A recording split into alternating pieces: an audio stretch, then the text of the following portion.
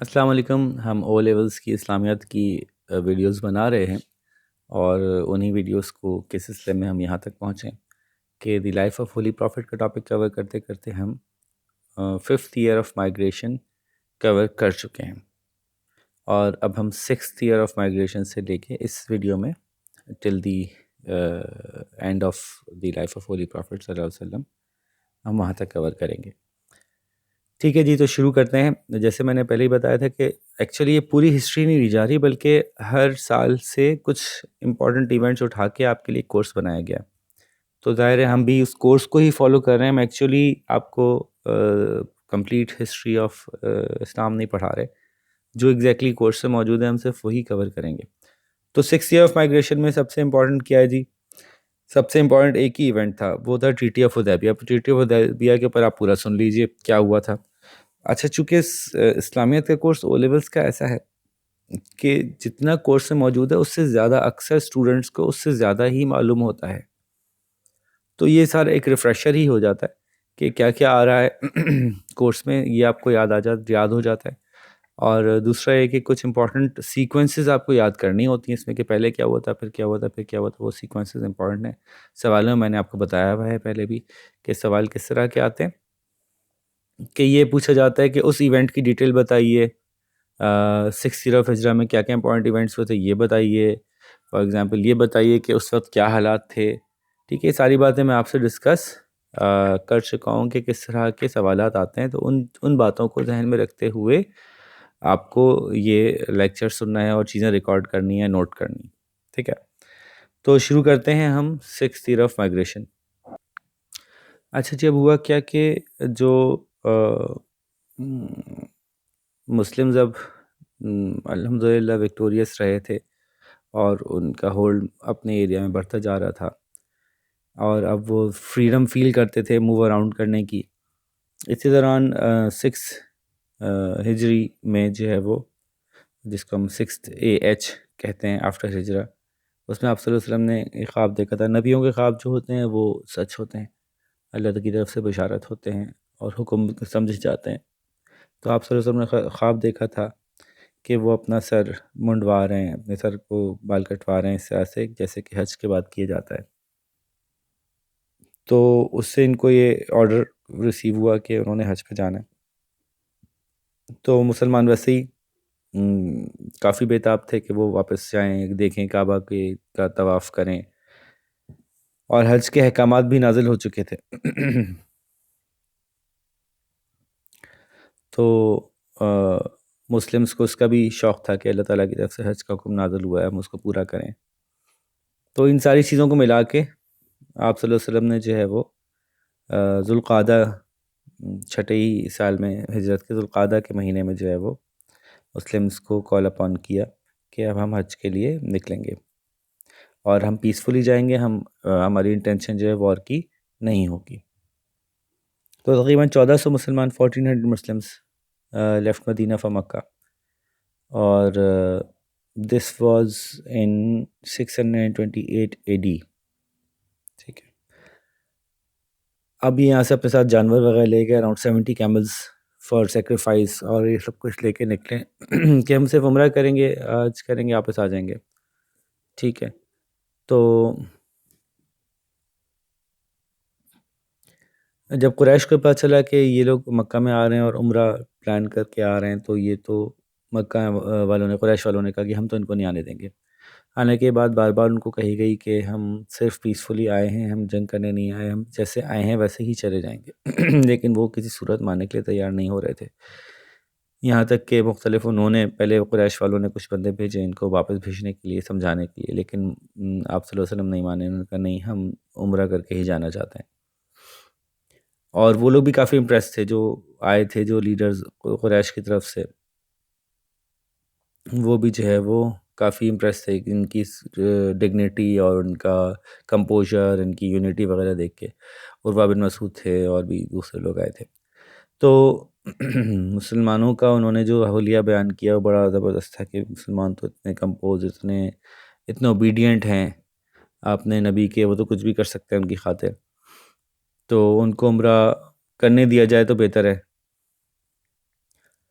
تو لیکن پھر بھی جو ہے وہ نہیں، انہوں نے قریش نہیں مانے تھے۔ پھر حضرت عثمان کو بھیجا آپ صلی اللہ علیہ وسلم نے کہ جا کے وہ قریش سے بات کریں۔ حضرت عثمان گئے تو ان کو جو ہے وہ محصور کر دیا گیا ان کے قبیلے میں کہ بھئی وہ واپس نہیں جا سکتے۔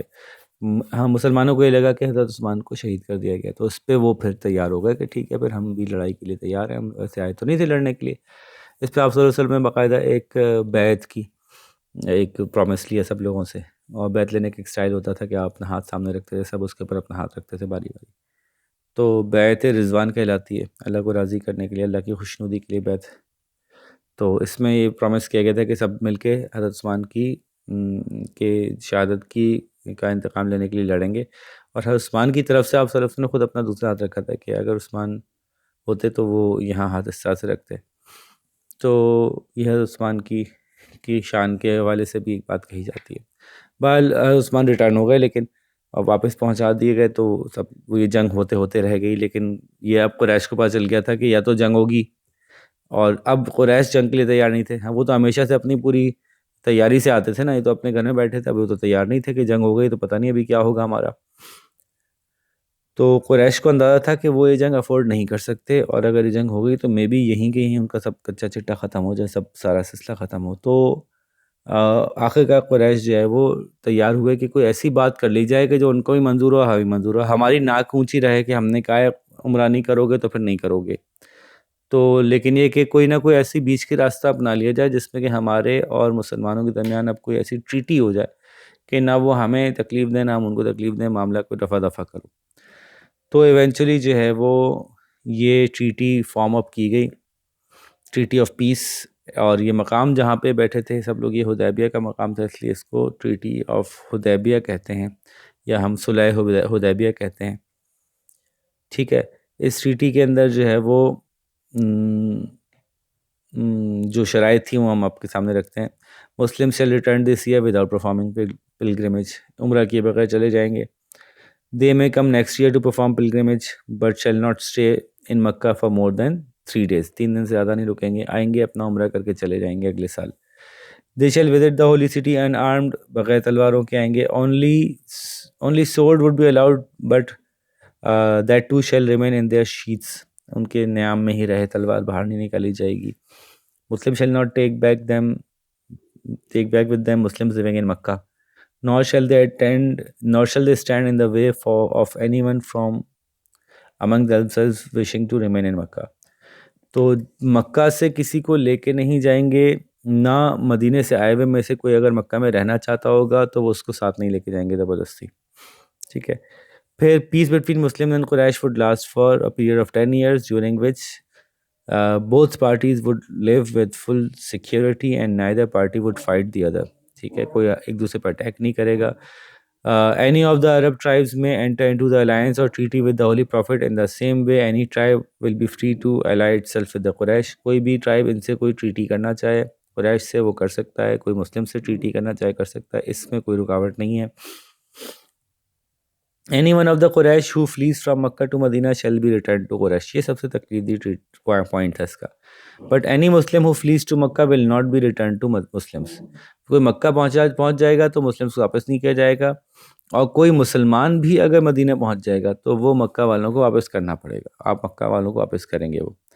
اچھا، یہ بظاہر لوگوں نے کہا کہ یار یہ تو بڑی عجیب سی وہ ہے، ہم کیوں واپس کریں گے؟ لیکن آپ صلی اللہ علیہ وآلہ وسلم نے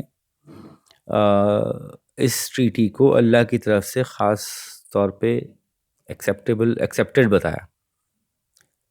ٹھیک ہے، آپ صلی اللہ علیہ وسلم نے بڑی ہی اس کے اوپر یہ سمجھایا مسلمانوں کو کہ ان کو اندازہ نہیں ہے کہ یہ سمجھ رہے ہیں کہ ہمارے لیے جو 7th انہوں نے شرط رکھی ہے یہ بڑی سخت شرط ہے اور بہت مشکل ہوگی، اس کے بعد ہم بہت زیادہ پرابلم میں آ جائیں گے، لیکن اس سے پیچھے کی جو شرائط تھیں وہ ساری شرائط ہمیں اس حد تک سپورٹ کریں گی کہ یہ 7th شرط بھی اوورکم ہو جائے گی۔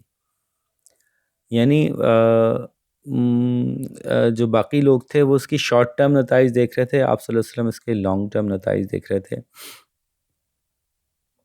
تو بہرحال یہ پیسفل ریزولوشن جو ہے اس وقت وہاں پہ ہو گئی تھی، اور اللہ تعالیٰ نے خود اس کے بارے میں بتایا صلح حدیبیہ کے بارے میں قرآن میں کہ surely we have given you a victory, a very clear victory.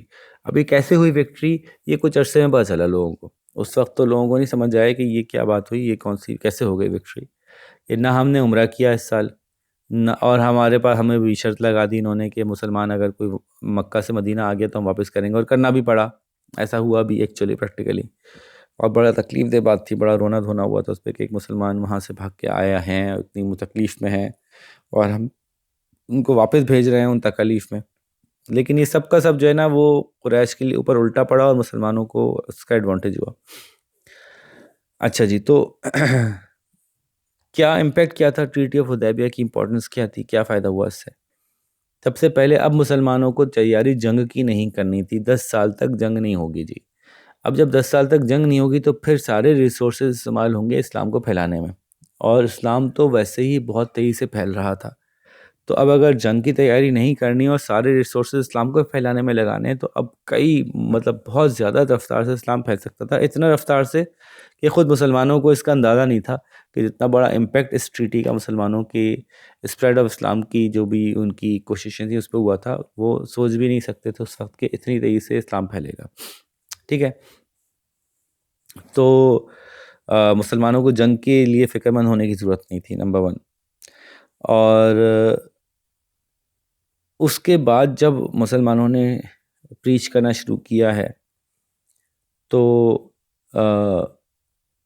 دوسرے ٹرائبز یہ دیکھتے تھے کہ اب یہ ایک ایسا قبیلہ ہے یا ایک ایسا ٹرائب ہے یا ایک ایسا علاقہ ہے وچ از ایکول ٹو دا مکنز، دی قریش، ہے نا. ایک ایسا ٹرائب ہے جس نے قریش کے ساتھ کوئی معاہدہ کیا ہے. جب قریش نے برابری کا معاہدہ کسی کے ساتھ کیا ہو تو وہ بھی کوئی بڑے لوگ ہوں گے جی. تو یہ ایک دھاک مزید بیٹھی کہ جی قریش کو مجبوراً ان سے معاہدہ کرنا پڑ گیا. وہ تو لڑنے چاہتے تھے، ان کو ختم کر دینا چاہتے تھے. جب قریش یہاں پہ آئے تو فتح یاب ہوئے بغیر چلے گئے، اور جب وہ لوگ یہاں پہ آئے مسلم قریش کے قریب پہنچے تو قریش کو معاہدہ کرنا پڑ گیا. تو ایک بڑے طاقتور لوگ ہیں، تو اس کا بڑا امپیکٹ ہوا لوگوں کے اوپر. ٹھیک ہے جی. اور تبلیغ پہ کوئی پابندی نہیں تھی تو کوئی بھی کہیں بھی جا کے تبلیغ کر سکتا تھا. لوگ کنورسنٹ تھے، بڑے کھل کے بات کرنے کے کا ان کو موقع ملا اپنے دین کے بارے میں. اسی پیریڈ کے اندر کافی لوگ مسلمان ہوئے، جیسے کہ حضرت خالد بن ولید، بہت بڑے جنرل تھے، وہ اس پیریڈ میں مسلمان ہوئے. حضرت عمر بن عاص، انہوں نے ایکسیپٹ کیا اسی پیریڈ میں اسلام. تو اور ساتھ ساتھ پھر یہ وہ موقع تھا جہاں پہ کہ اسلام عرب سے نکل کے نان عربس کے اندر اسلام کی پریچنگ شروع کی گئی، اور اس کے لیے ٹھیک ٹھاک ریسورسز ریکوائرڈ تھے جو اگین وار نہ لڑنے کی وجہ سے مسلمانوں کو مل رہے تھے، اور کئی کنگز تک جو ہے پیغام اسلام کا پہنچایا گیا. تو بہرحال اس ٹریٹی نے اسلام کو وہ ہائٹ دی، وہ ایونچولی ہوا دی، وہ موقع دیا کھل کے اڑنے کا، کہ قریش کو نہ خود مسلمانوں کو اس بات کا اندازہ تھا کہ کچھ ہی سالوں میں ہم ملٹیپل ٹائمز اپنی فورس سے بڑے ہو جائیں گے، اور ہماری جو پاور ہے وہ ایک ایسی پاور ہو جائے گی کہ پھر ہم سے جنگ کرنے کے بارے میں سوچنا بھی محال ہوگا. تو this was whole of 6th year. 7th year کے جو میجر ایونٹس جن کو کہ ڈسکشن میں لانا ہے وہ ہیں ایکچولی لیٹرز اور کچھ ایکسپیڈیشنز، اور وہ جو پچھلے سال عمرے کا وعدہ ہوا تھا وہ عمرہ کرنا تھا. ٹھیک ہے، یہ 3 میجر کام ہے. تو سب سے پہلے آپ صلی اللہ علیہ وسلم نے جو خطوط لکھے، کن کن کو لکھے اور ان کا ریئیکشن کیا تھا، بس یہ پتہ ہونا چاہیے آپ کو. تو روم کا ایمپرر تھا، وہ کرسچن تھا، ہیریکلیس کو لکھا تھا. اس نے جو ہے وہ کہاں تھا، وہ آئی تھنک یروشلم میں تھا جس وقت اس کو یہ خط ملا تھا. تو اس وقت وہاں پہ حضرت ابو سفیان جو سب مسلمان نہیں تھے وہ پہنچے ہوئے تھے، اور ان کو پتہ تھا سب کچھ. تو اس کے بعد جب لیٹر پہنچا آپ صلی اللہ علیہ وسلم کا تو اس نے کہا بھی کوئی ہے یہاں پہ وہ ان صحاب کو جاننے والا؟ تو حضرت ابو سفیان نے کہا جی میں جانتا ہوں. تو حالانکہ ابو سفیان نان بلیور تھے، لیکن جو سوال اس نے کیے کہ کس طرح کا آدمی ہے تو ان کو جواب صحیح بتانا پڑا کہ بہت نیک آدمی ہے، زبردست آدمی ہے. تو اس نے ایمپرر نے جو ہے وہ امپریس ہوا ان کے میسج سے، لیکن ایونچولی اس نے اسلام قبول نہیں کیا. اس کی بھی پوری سٹوری ہے لیکن یہاں پہ آپ کے کورس میں ریکوائرڈ نہیں ہے. تو اسٹوری تو بہت بڑی ہے، کس طرح سے وہ کنونس ہو گیا تھا، پھر اس کے جو ساتھی تھے انہوں نے اس کو سمجھایا کہ بھائی کرسچینٹی کو چھوڑو گے تو تمہارے ساتھ کیا ہوگا، ٹھیک ہے نا. اور وہ کس طرح سے وہاں کا ایک بہت بڑا پادری بھی کنونس ہو گیا تھا، اور جب اس نے اعلان کیا تو اس کے ساتھ کیا ہوا تھا بڑا ٹھیک ٹھاک. تو وہ پورا واقعہ ایک الگ ہی کہانی ہے. بہرحال لیکن ایونچولی ہم یہاں پہ کیا کور کر رہے ہیں کہ کس کس ایمپرر کو یا کنگ کو پہنچائی گئی خبر اور اس نے کیا ریئیکشن کیا. یہ خسرو پرویز پرشین ایمپرر ان کے پاس پیغام لے کے گئے حضرت عبداللہ بن حذیفہ، اور ہیراکلیس کے پاس لے گئے تھے حضرت دہیہ کلبی. تو ان کے پاس جو لے کے گئے پیغام، تو آپ کو یاد ہوگا کہ وہ بڑا غصے میں آ گیا تھا، اس نے خط کو پھاڑ دیا تھا، اور اس نے جو ہے وہ بہت برا سلوک کیا تھا، اور ان کے سروں پہ مٹی کے ٹوکرے بھر کے بھیج دیے تھے، جس پہ کہ انہوں نے کہا تھا کہ اس نے اپنی زمین ہمارے حوالے کر دی. آپ صلی اللہ علیہ وسلم نے جو ہے وہ دعا کی تھی کہ اللہ اس کا پورا سلطنت کو ٹکڑے ٹکڑے کر دے، جیسے اس نے خط کو ٹکڑے ٹکڑے کیا. تو آخر کار وہ اس کا یہ انجام ہوا، اس کے اپنے بچوں نے اس کو مار دیا، اور پوری سلطنت جو ہے وہ ٹوٹ گئی ان کی، پرشین امپائر.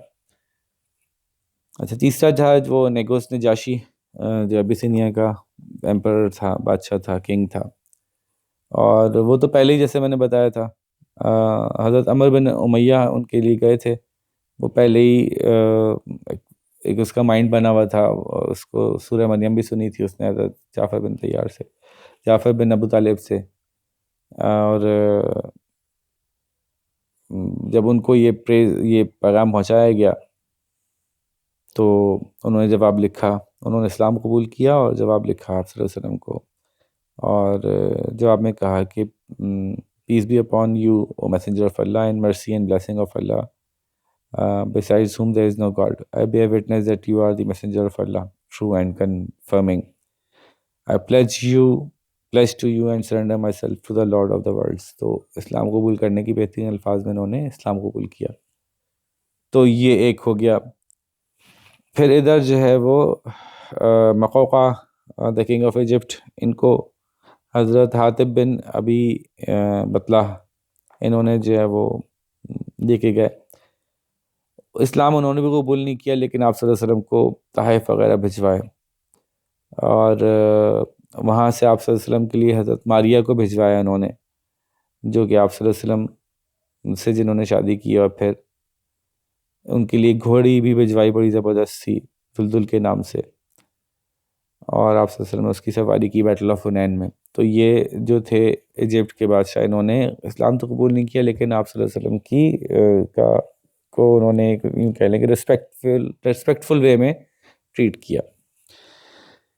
پھر عمان اور بحرین کے جو رولرز تھے ان کو میسج گیا حضرت عمر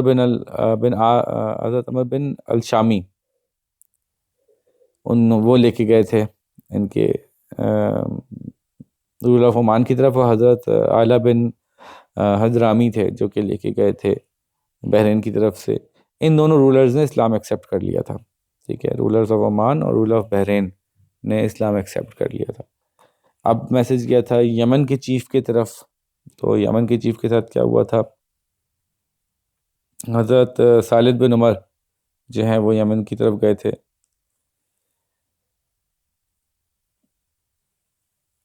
تو اس نے کہا تھا کہ جی آپ کی جو باتیں ہیں وہ بڑی اچھی ہیں، اور اگر آپ کی بادشاہت میں میرا حصہ ہوگا تو پھر میں آپ کی بات قبول کر لوں گا. باتیں اچھی ہیں، لیکن آپ اگر مجھے پارٹنر بنائیں گے اس پورے اس میں کیس میں. آپ کو یاد ہے یمن سے ابرہہ بھی آیا تھا، تو پاور کی خواہش تو ان کے ہاں تھی ہی.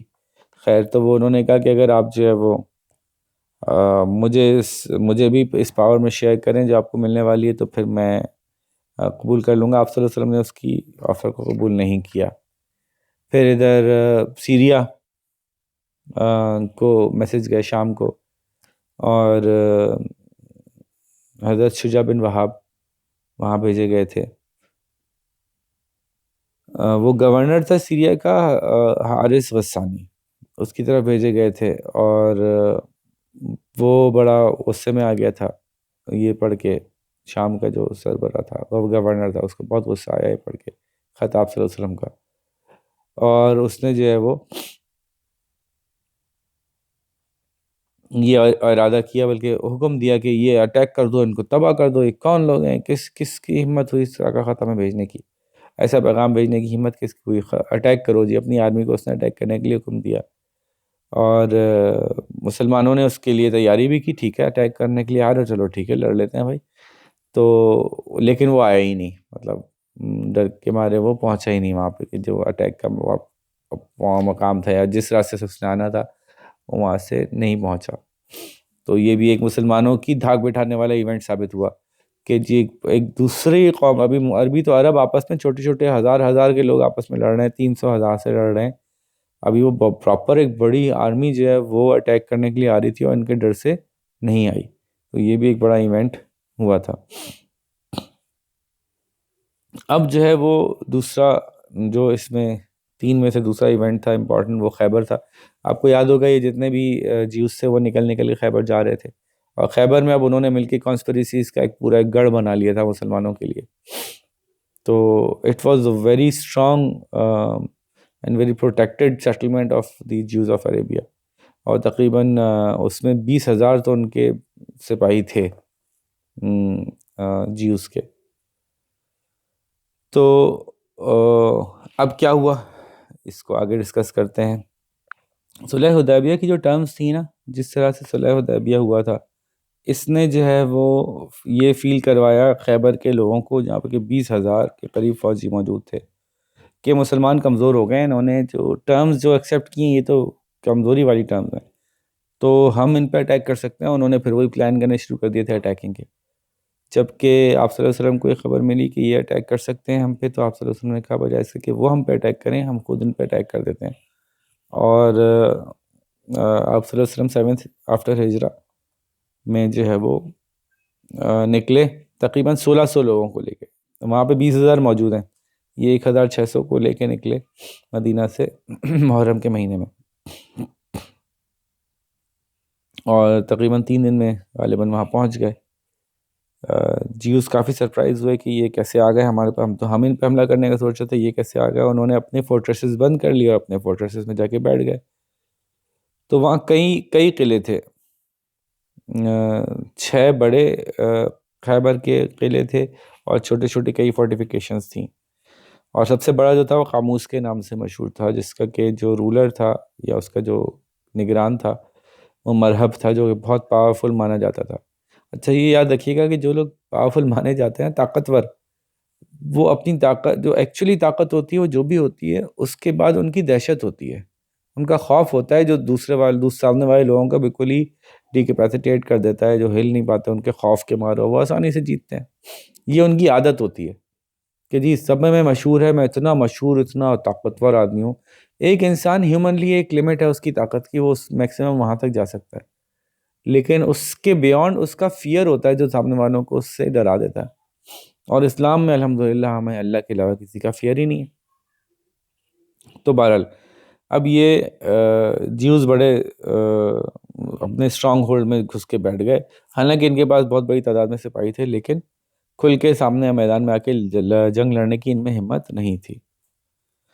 پھر آپ صلی اللہ علیہ وسلم نے ان سے جو ہے وہ نیگوشیٹ کرنے کی کوشش کی، نیگوشیٹ بھی نہیں کیا، پھر یہ سمجھ میں آیا کہ یہ لوگ چھپ چھپ کے اٹیک کریں گے، اس سے بہتر ہے کہ ان کے اوپر ڈائریکٹ اٹیک کیا جائے۔ آپ صلی اللہ علیہ وسلم نے ان پہ اٹیک کیا، اور چھوٹے چھوٹے جو قلعے تھے وہ ایک کے بعد ایک فتح ہوتے چلے گئے، اور کوئی خاص مشکل نہ پیش آئی۔ لیکن پھر جب یہ قاموس پہ پہنچے تو وہاں پہ رک گیا جا کے معاملہ فتح کا، اور پوری کوشش کے باوجود جو ہے وہ 20 دن لگ گئے اور قاموس فتح نہیں ہوا۔ تو ہر روز مسلمان جاتے واپس آتے بتاتے کہ نہیں ہو سکا، پھر جاتے واپس آتے پھر بتاتے نہیں ہو سکا۔ پھر جو 20ویں دن آپ صلی اللہ علیہ وسلم نے فرمایا کہ کل میں ایک ایسے شخص کو لیڈرشپ دوں گا، علم دوں گا، اس کو کہتے ہیں، ایک ایسے شخص کو میں جھنڈا پکڑاؤں گا جو اللہ سے بہت محبت کرتا ہے، جس سے اللہ بہت محبت کرتے ہیں، اور اس کے ہاتھوں انشاءاللہ خیبر فتح ہو جائے گا، اور نیکسٹ مارننگ جو ہے وہ یعنی قاموس فتح ہو جائے گا۔ نیکسٹ مارننگ جو ہے وہ آپ صلی اللہ علیہ وسلم نے حضرت علی کے ہاتھ میں وہ علم رکھا، اور حضرت علی کی طبیعت خراب بھی تھی، آپ صلی اللہ علیہ وسلم نے موجزانہ طور پہ ان کی آنکھیں دکھنی آئی ہوئی تھیں، اس کا بھی علاج ہوا، اور پھر ان کو کمانڈر کے طور پہ بھیجا گیا۔ حضرت علی جب آئے تو خاموش کو پتہ چلا جی کوئی مسلم نیا کمانڈر آیا جس کے پاس کوئی وہ ہے بشارت کہ وہ جیتے گا، ہمارا قلعہ فتح کرے گا، اس کو تو ہم ویسے ہی ختم کر دیتا ہوں۔ تو مرحب نے جو ہے وہ باہر آ کے جو ہے وہ حضرت علی کو انوائٹ کیا کہ آ جاؤ مجھ سے 1 to 1 جنگ لڑ لو۔ تو وہ بڑے جوش میں، بڑے زوم میں تھا، میں تو ہزار گھڑ سواروں کے برابر طاقت ہے میرے میں۔ تو وہ حضرت علی گئے وہاں پہنچے، اس سے بالکل مروب نہیں ہوئے، وہ اپنی روب کے اندر آگے بڑھا، انہوں نے ایک ہی بار میں اس کا تمام کر دیا۔ بہرحال تو وہ ماشاءاللہ وہ قلعہ جو ہے وہ حضرت علی نے فتح کیا، اسی دن وہ فتح ہوا ان کے ذریعے سے، اور اللہ تعالیٰ نے یہ فتح مسلمانوں کے حوالے کی۔ پھر جیوز جو ہیں وہ اب سمجھ گئے کہ اب تو ختم ہو گیا معاملہ، اب سے جو بڑا ہمارا قلعہ تھا وہ بھی گیا، تو پھر انہوں نے آگے نہیں ہم لڑنا نہیں چاہ رہے تھے، ہم چاہ رہے تھے، ہم تو یوں کر رہے تھے، ایسا کرتے ہیں کہ ہمیں آپ کو اجازت دے دیں، کچھ چھوٹ دے دیں، آسانی دے دیں، ہم معافی مانگتے ہیں۔ بہرحال تو وہ انہوں نے آ کے جو ہے وہ ریکویسٹ کی کہ ہمیں سمہاؤ کوئی پیسفل کنڈیشن دے دیں۔ آپ صلی اللہ علیہ وسلم نے کہا اوکے، انہوں نے آفر کیا کہ ہم اپنی جو بھی سال کی ہماری پروڈکشن ہوتی ہے یہاں پہ اس میں سے ہاف آپ کو دے دیں گے، آپ ہمارے لوگوں کو، ان کو پتہ تھا آپ صلی اللہ علیہ وسلم رحم کر لیتے ہیں اور وہ آسان ٹرمز پہ راضی ہو جاتے ہیں، تو انہوں نے اس طرح کی ٹرمز رکھی کہ ہم آپ کو کچھ چیزیں دے دیں، ورنہ تو باقی اس وقت دنیا کا دستور یہ تھا کہ بھائی جو علاقہ فتح ہو گیا وہاں کے سارے لوگوں کو ذبح کیا جائے گا اور پھر وہ دوسروں کے حوالے ہو جائے گا۔ لیکن آپ صلی اللہ علیہ وسلم نے ان کی ریکویسٹ کو ایکسیپٹ کیا اور ان کو جو ہے وہ ان کی جان بخشی کی، ان کو لوگوں کی جان بخشی ہوئی، اور اس میں اچھا خاصا مسلمانوں کو پروفٹ ہوا، کھجوریں اور تیل اور شہد اور طرح طرح کے اناج اور بھیڑ بکری جانور، یہ مختلف چیزیں جو ہیں وہ ان کو بہت بڑی تعداد میں مسلمانوں کو ملی وہاں کے قلعوں سے، اور خراج کے طور پہ پھر یہ سالانہ وہاں سے خراج ملنا شروع ہو گیا۔ اور تیسرا کام جو یہاں پہ ہوا وہ پرفارمنس آف عمرہ تھا، وہ جیسے کہ میں نے بتایا آپ کو کہ لاسٹ ایئر جو ہو کے آئے تھے تو انہوں نے کہا تھا کہ نیکسٹ ایئر آئیں گے، تو نیکسٹ ایئر مسلمان جو ہیں وہ بڑی شان و شوکت کے ساتھ جو ہے وہ عمرہ پرفارم کرنے آپ صلی اللہ علیہ وسلم کے ساتھ نکلے۔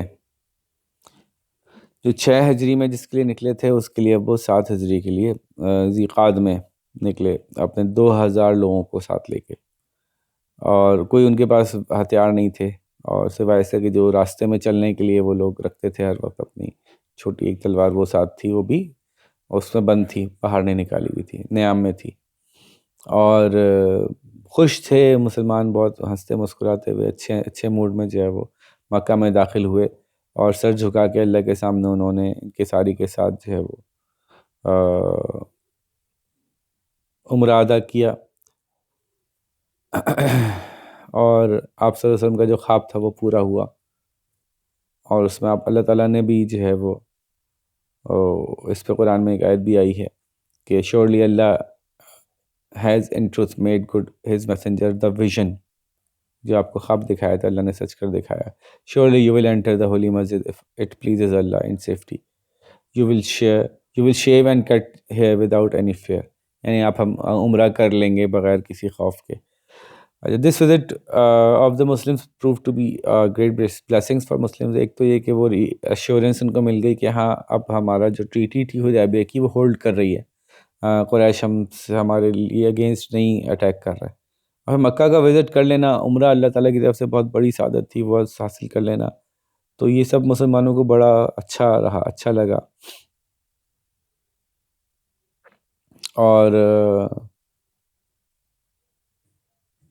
بہت سے لوگوں نے جب آپ صلی اللہ علیہ وسلم کو قریب سے دیکھا مکہ میں، اب دیکھیں مکہ سے گئے ہوئے 7 سال ہو گئے ہیں، بہت سے ایسے لوگ تھے جو اپنے ٹینز میں تھے، وہ بڑے ہو گئے ہیں، وہ اپنے دل میں اسلام کی بڑی نفرت رکھتے تھے، لیکن اب جب وہ قریب سے انہوں نے آپ صلی اللہ علیہ وسلم کو دیکھا تو ان کے امپریشن جو ہے نا وہ کافی چینج ہوئے، جس طرح سے مدینے کے لوگ اتنے انکساری کے ساتھ عمرہ کر رہے تھے، وہ ایسا فیل نہیں کرا رہے تھے کہ انہوں نے کوئی جیت کے آئے ہیں، کوئی ایسی بات ہے، بہت ہی انکساری، بہت ہی سر جھکا کے، اور جو ان کا بیہیویئر آپ صلی اللہ علیہ وسلم کے ساتھ تھا اس سے بہت متاثر ہوئے بہت سے مکہ والے، آپ صلی اللہ علیہ وسلم کے لیے جو ان کے دل میں ایک بات تھی کہ پتہ نہیں کون ہے، کیونکہ وہ اتنے عرصے سے چلے گئے تھے، مطلب 7 سال سے دور تھے، تو بہت سے لوگوں کے دل سے ان کی وہ جو محو ہو گئی تھی شخصیت، تو وہ سب ریوائیو ہوا. اور یہی جیسے میں نے بتایا خالد بن ولید اور حضرت عمر بن العاص جو ہیں وہ بھی ان میں شامل تھے جو کہ اسلام لے کر آئے. تو یہ ہمارا 7th year of migration complete ہو گیا. اچھا جی، 8th ایئر آف مائیگریشن میں کیا ہے جی؟ کوئی بہت بڑے میجر ایونٹس ہیں 8th ایئر میں. تو موتا کی بیٹل ہے، اور جیوس کے ساتھ جو ریلیشن شپ کا مسئلہ ہے جو چینج ہوا تھا، اور ایونچولی مکہ کی کانکویسٹ ہے. تو یہ 8th ایئر میں یہ 3 میجر ہمارے ایونٹس ہیں جس کو کہ ہم کور کریں گے.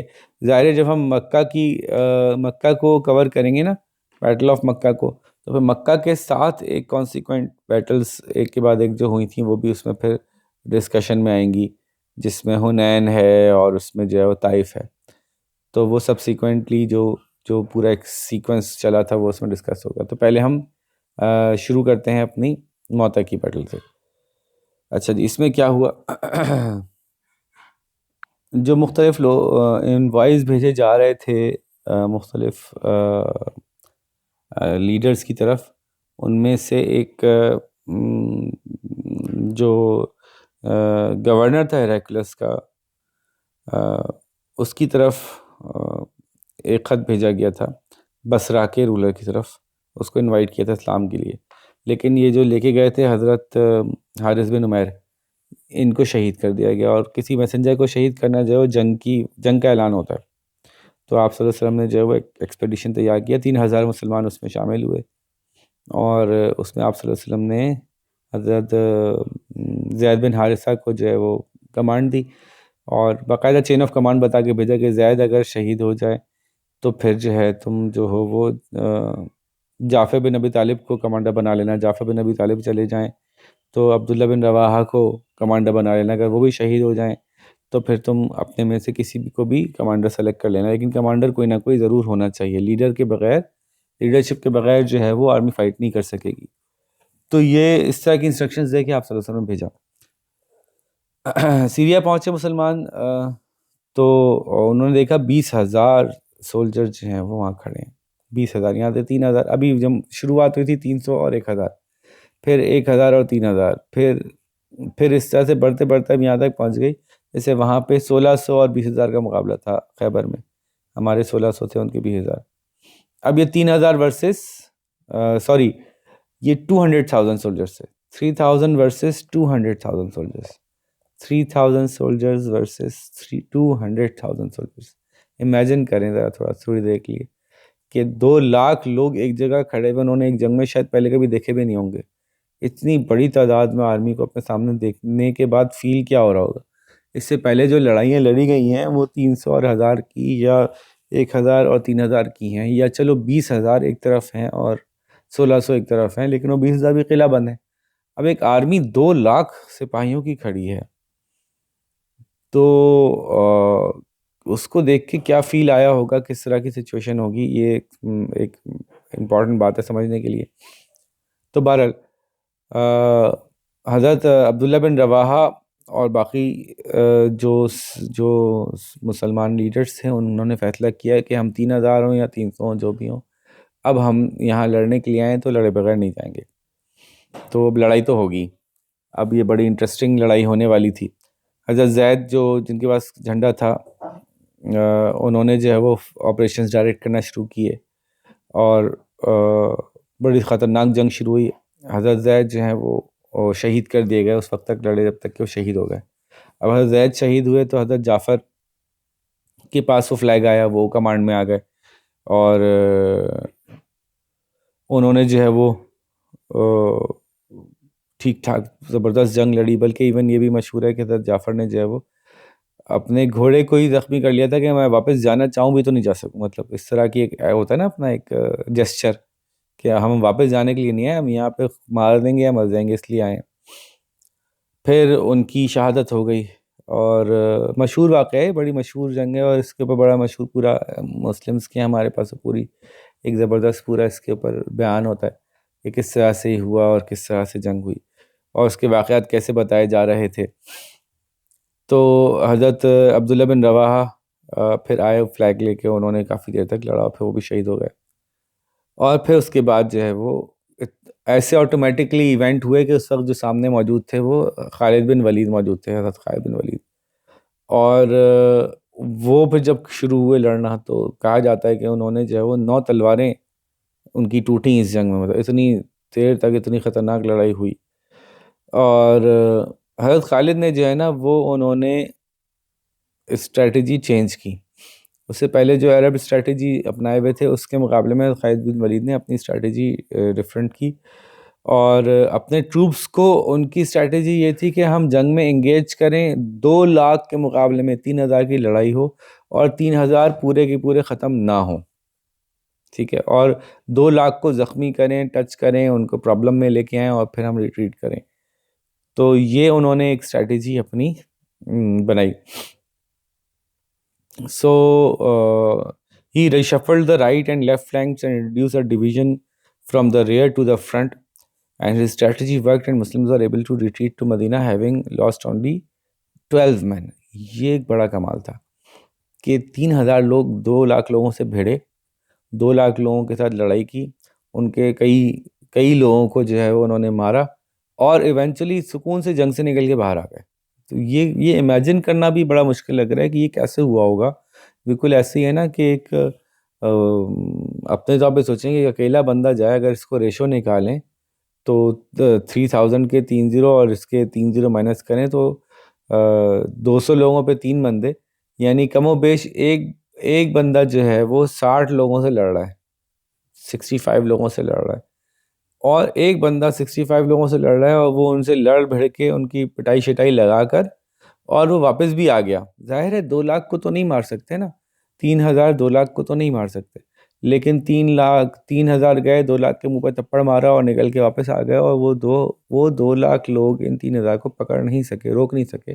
یہ اسٹریٹجی زبردست کیسے انہوں نے اپنائی ہوگی، کس طرح سے اللہ تعالیٰ کی مدد سے انہوں نے یہ کیا ہوگا. یہ واقعی انٹرسٹنگ جاب ہے. جس وقت یہ ہو رہا تھا آپ لوگوں کو یاد ہوگا کہ آپ صلی اللہ علیہ وسلم کو کے سامنے یہ پورا جنگ کا میدان رکھ دیا گیا تھا. آپ صلی اللہ علیہ وسلم مسلمانوں کو بتا رہے تھے کہ اب یہ ہو رہا ہے، اب وہاں پہ یہ ہو رہا ہے، اب وہاں پہ یہ ہو رہا ہے. تو حضرت خالد بن ولید جب کمانڈ میں آئے تھے تو انہوں نے کہا تھا اب اللہ کی تلواروں میں سے ایک تلوار نے کمانڈ سنبھال لی ہے. اب اللہ کی تلوار کا خطاب جب مل گیا تو وہ اس میں ایک لوگوں نے وزڈم اس کی یہ تھی کہ اللہ کی تلوار اگر کوئی ہو گیا تو اب وہ ٹوٹے گا نہیں، اب وہ نہیں ٹوٹ سکتی. تو حضرت خالد بن ولید کا یہی کیس تھا کہ وہ نہیں ہارے کسی جنگ میں اس کے بعد سے. ٹھیک ہے جی، تو یہ ہمارا بیٹل ہو گئی موتا کی. اس کے بعد جو ہے وہ جیوز کے ساتھ جو مدینہ کے اندر سچویشن تھی وہ کیا تھی، کیا ہوا تھا، اس پہ ہم تھوڑی سی بات کرتے ہیں. اچھا، اب یہ ٹاپک ہم کیوں ڈسکس کر رہے ہیں؟ آپ یہ ذہن میں رکھیں کہ پورا کورس جو ہے وہ ظاہر ہے کیمبرج کے تھرو ہم اس کو ایگزام دے رہے ہیں، تو ہمیں ایک ایکسپلینیشن دینی پڑتی ہے یہاں پہ کہ جیوز کے ساتھ مسلمانوں کا ریلیشن شپ کیوں چینج ہوا. تو اس کی پوری ایک ہسٹوریکل ایک لے ڈاؤن کیا جاتا ہے یہاں پہ کہ جب آپ صلی اللہ علیہ وسلم مدینہ تشریف لائے تھے تو انہوں نے جیوز کو ویلکم کیا تھا. مطلب جیوز کے ساتھ وہ پازیٹیو فیل کرتے تھے کیونکہ قریش جو تھے وہ پیگنز تھے، وہ مشرک تھے، وہ ایک سے زیادہ خداؤں کی پوجا کرتے تھے، جبکہ جیوز جو تھے وہ ایک خدا کو مانتے تھے، اللہ کو مانتے تھے. تو آپ صلی اللہ علیہ وسلم نے ان کو یہ انوائٹ کیا کہ اگر آپ بھی ایک اللہ کو مانتے ہیں، ہم بھی ایک اللہ کو مانتے ہیں، ہم تو زیادہ کلوز ہوئے ایک دوسرے سے. لیکن تھرو آؤٹ دا ہسٹری انہوں نے جو ہے وہ جو مسلمان وہاں پہ رہے انہوں نے ان کے خلاف ہی کچھ نہ کچھ کرتے رہے. جیسے کہ وہ ہوا تھا وہاں پہ بنو قینقاع کے ساتھ ہوا تھا کہ انہوں نے جو ہے وہ مسلمان ایک عورت کا قتل کر دیا تھا. ٹھیک ہے، اور مسلمان نے ایک عورت کی انسلٹ کی تھی، ایک لڑکے کو قتل کیا تھا. اس پہ وہ ان کو ٹریٹی جو تھی اس کو خلاف کیا تھا انہوں نے. آپ صلی اللہ علیہ وسلم نے ان کو وہ کیا تھا، نکالا تھا وہاں سے. پھر یہ بنو نذیر نے جو ٹریٹی کو وائلیٹ کیا تھا اور آپ صلی اللہ علیہ وسلم کو قتل کرنے کی سازش کی تھی، تو پھر آپ صلی اللہ علیہ وسلم نے ان کو وہاں سے نکالنا پڑا ان لوگوں کو. اس کے بعد پھر خیبر کے ساتھ جو پورا ہوتا ہے، وہ خیبر والے جو ہیں وہ مسلمانوں کے لیے پلان کر رہے تھے پوری ایکٹیویٹی کہ جنگ لڑیں گے اور وہاں سے وہ فورسز آئیں گی اور ہم ان کی مدد سے وہ لڑ لیں گے کیونکہ یہ تو کمزور ہو گئے. وہ پورا ایک کہانی تھی. ادھر بنو قریظہ کا جو کیس تھا کہ وہ غزوہ خندق میں مسلمانوں کے اگینسٹ قریش کی سپورٹ کر رہے تھے، پھر ٹریٹی کے اگینسٹ گئے. تو تینوں ٹرائب قینقاع بھی ٹریٹی کو توڑا تھا، انہوں نے مسلمانوں کو مارا تھا تو ان کے خلاف بھی عمل کرنا پڑا. نذیر بھی ایسے ہی تھے کہ انہوں نے جو ہے وہ ٹریٹی توڑی تھی مسلمانوں کے ساتھ، آپ صلی اللہ علیہ وسلم کو قتل کرنے کی کوشش کی تھی. اور قریظہ جو تھے وہ بھی بنو قریظہ وہ بھی جو ہیں وہ غزوہ خندق کے اندر مسلمانوں کے خلاف قریش سے مل گئے تھے تو ان کو بھی وہاں سے نکالا تھا. اور آخر کار پھر جو خیبر میں جو رہ گئے تھے انہوں نے پلان کیا تھا مسلمانوں سے جنگ کرنے کا، تو اس سے پہلے مسلمان خود وہاں پہنچ گئے تھے. سو یہ پوری ایکٹیویٹی جو پہلی ہجری سے دوسری ہجری سے شروع ہوئی تھی ان کے ساتھ، وہ 7 ہجری کے اینڈ تک جاتے جاتے ریزالو ہو گئی تھی. اور یہ پورا ایریا جو ہے وہ اب جیوز کی جو ان کی جو سازشیں تھیں اس سے جو ہے وہ آزاد ہو گیا تھا. تو یہ ایک ٹاپک الگ سے دیا جاتا ہے، اس کو ڈسکس کیا جاتا ہے کہ اس کا پورے ہسٹوریکل بیک گراؤنڈ کیا تھا، کیوں جیوز کے خلاف تھے مسلمان. ٹھیک ہے، تو ریزنز اور وہ چینجز جو ہوئے وہ ہم نے بتائے کہ شروع تو ایسے ہوا تھا اور ایونچولی ہمیں ان کے ساتھ ان کی حرکتوں کی وجہ سے اپنا بیہیویئر چینج کرنا پڑا. اب آتے ہیں جی ہم 8ویں سال کے شاید سب سے امپورٹنٹ ایونٹ کی طرف، اور وہ ہے مکہ کی فتح. اب یہ عام لوگ نہیں رہے، یہ تو بھائی یہ تو روم کی فوج سے لڑ کے آ گئے بھائی، یہ تو 2 لاکھ سے لڑ کے آ گئے، تم کیا 2000 4000 لاؤ گے. تو مسلمانوں کی جو وہ تھی نا بالکل ہی ایک بہت ہی الگ امپریشن مسلمانوں کا اس وقت دنیا پہ پڑ رہا تھا، خاص طور پہ عرب ورلڈ پہ. باقی دنیا نے تو دیکھے تھے یہ 2 لاکھ 4 لاکھ 5 لاکھ فوجیوں کی کو فیس کیا ہوا تھا. عربز کا کبھی اس لیول پہ کسی سے باقاعدہ وار کے لیول پہ نہیں لڑائی ہوئی تھی، چھوٹی موٹی آپس کی چپکلیشیں 2000 4000 5000 10,000، بہت بڑا وہ لے کے گئے تھے تو 10,000 جمع کر لیے تھے انہوں نے. تو ان کے اندر بھی اب یہ کلیئر تھا کہ یار یہ کوئی جو فورس ہے نا مسلمانوں کی، یہ اب کوئی عام فورس نہیں ہے، اس سے کوئی مقابلہ ہم میں سے تو نہیں کر سکتا. تو چلیں واقعات کی طرف چلتے ہیں کہ کیا ہوا تھا. تو جیسے کہ صلح حدیبیہ میں تھا کہ جی آپ کسی بھی ٹرائب کے ساتھ ٹریٹی کر سکتے ہیں. تو ایک ٹرائب تھا جس سے مسلمانوں کی ٹریٹی ہوئی ہوئی تھی اور وہ تھا بنو خزاعہ ٹرائب. تو خزاعہ ٹرائب جو تھا وہ مسلمانوں کے ساتھ ان کے ریلیشن شپ فرینڈلی تھے. ان کے ایک دشمن تھے بنو بکر کی ریلیشن شپ جو ہے وہ قریش کے ساتھ اچھے تھے اور قریش نے ان سے ٹریٹی کر لی تھی اور ان کو پروٹیکشن دی ہوئی تھی. پھر ایک موقع پہ یہ لوگ مکے میں موجود تھے اور اس وقت بنو بکر نے بنو خزاعہ کے اوپر حملہ کیا قریش کی مدد سے، اور قریش کے بندے شامل تھے اس میں، اور قریش نے ویپنز دیے تھے ان کو، اور انہوں نے جو ہے وہ بنو خزاعہ کے اوپر اٹیک کر کے ان کو ٹھیک ٹھاک جانی مالی نقصان پہنچایا. جب بنو خزاعہ چھپنے کے لیے کعبے کے اندر پہنچے تو وہاں تک انہوں نے نہیں چھوڑا بنو بکر نے، اور وہاں پہ ان کو مارا پیٹا گیا، بلکہ جان سے بھی مارا گیا، جو کہ اس وقت ایون قریش کے لیے بھی حرام تھا. مطلب انہوں نے بھی اپنے پر وہ کیا ہوا تھا کہ کعبے میں کوئی غلط کام نہیں ہوگا. تو ایونچولی بنو خزاعہ جب کچھ نہ کچھ بچ کے وہاں سے نکلے تو انہوں نے آپ صلی اللہ علیہ وسلم کے پاس خدمت میں حاضر ہوئے مدینہ میں کہ بھئی یہ ہمارے ساتھ ہوا ہے، اور قریش تو آپ کے حلیف ہیں، تو آپ قریش سے بات کریں. آپ صلی اللہ علیہ وسلم نے قریش کے پاس 3 شرائط رکھی کہ بھئی یا تو آپ ایسا کریں کہ جو بنو بکر نے کیا اس کا تاوان عطا کریں، جو بھی تاوان ہم مانگیں. نمبر 2، اگر آپ کو یہ قبول نہیں ہے تو بنی بکر سے تعلق کا ختم ہونے کا اعلان کر دیں، پھر ہم بنی بکر کو خود ہی دیکھ لیں گے، آپ چھوڑ دیں. نمبر 3، پھر اگر آپ یہ دونوں نہیں کر سکتے تو حدیبیہ کی سمجھیں کہ حدیبیہ ختم، صلح حدیبیہ ختم. تو قریش نے کہا ٹھیک ہے جی ہم صلح حدیبیہ ختم مانتے ہیں، ہمیں نہیں کرنی ہے آپ سے صلح مزید. وہ اپنے دو میں پتہ نہیں کس اس میں تھے جو انہوں نے یہ صلح ختم کر دی، کیونکہ وہ دیکھ تو وہ رہے تھے کہ مسلمان کی کیا اس وقت طاقت موجود ہے، اس وقت مسلمان کس اسٹیٹ پہ موجود ہیں. پر آپ صلی اللہ علیہ وسلم نے یہ اللہ تعالیٰ کی طرف سے ایک انڈیکیشن تھی، اللہ نے خود بخود ایک موقع بنا دیا تھا مسلمانوں کے لیے. آپ صلی اللہ علیہ وسلم نے تمام مسلمانوں کو تیاری کا حکم دیا، اور دیکھیں 8ویں ہجری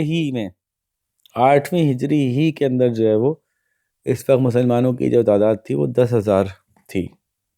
10,000 مسلمان جو ہیں وہ تیار ہو کے نکلے، اور وہ جنگ کے لیے تیار نہیں تھے، مطلب ان کو اندازہ تھا کہ ہم جس تعداد میں اب جا رہے ہیں نا، اس تعداد کو قریش نہیں وہ کر سکتا، اور اللہ کی طرف سے خصوصی بشارت بھی تھی۔ تو یہ نکلے یہاں سے، اور جب یہ پہنچے ہیں مکہ کے قریب تو وہ دنگ رہ گئے، حیرت زدہ رہ گئے۔ ظاہر ہے ان کے پاس کوئی ایسی وہ فورس نہیں تھی جو اتنی بڑی فورس کو کسی طرح سے روک سکتی ہوتی، اور بڑے پیسفلی آپ صلی اللہ علیہ وسلم مکہ میں انٹر ہوئے ہیں۔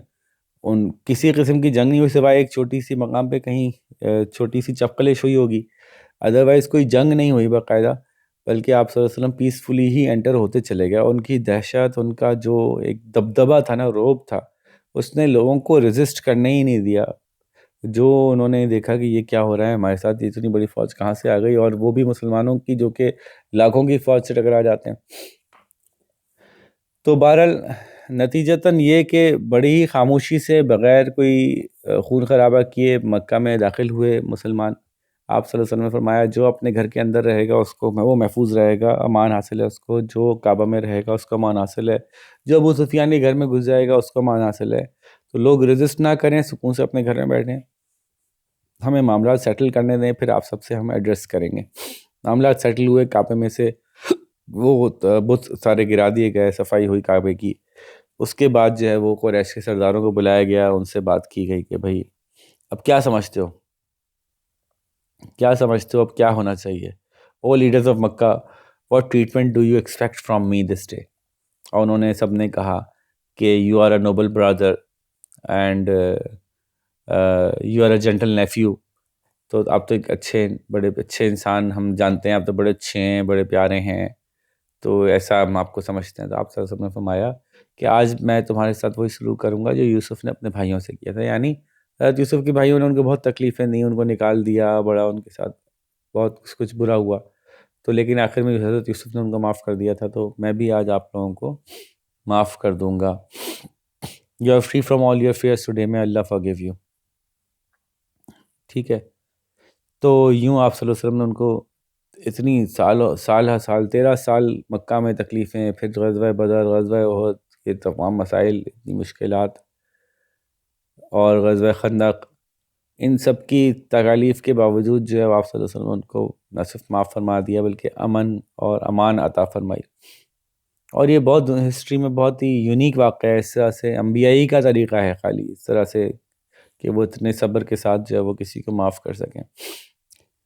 ٹھیک ہے جی، تو اس پہ پھر اللہ تعالیٰ نے صورت بھی نازل فرمائی تھی، سورہ نصر اذا جاء نصر اللہ والفتح، جو ہے کہ when the help of Allah and victory comes and you see people entering the religion of Allah in troops, then celebrate the praise of your Lord and seek His forgiveness.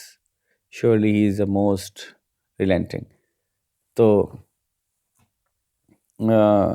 اس کے بعد تو پھر ایک دروازہ ایسا کھلا کہ ایک کے بعد ایک، جب انہوں نے یہ پورا ڈراپ سین ہوا نا اس پورے کیس کا، تو ان کو ریئلائز ہوا، اچھا وہ جو اڑیل تھے وہ پہلے ہی مر بھی چکے تھے، جو ان کے ٹرائب کے، قریش کے ٹرائب کے جو اڑیل تھے جن کے دماغ میں خناس بھرا ہوا تھا، وہ پہلے ہی جا چکے تھے، تو اب جو رہ گئے تھے وہ سمجھدار ہی تھے۔ ابو سفیان کنورٹ ہو گئے، اور پھر ایک ایک کر کے پورا کا پورا جو عرب معاشرہ تھا وہ اسلام میں کنورٹ ہو گیا۔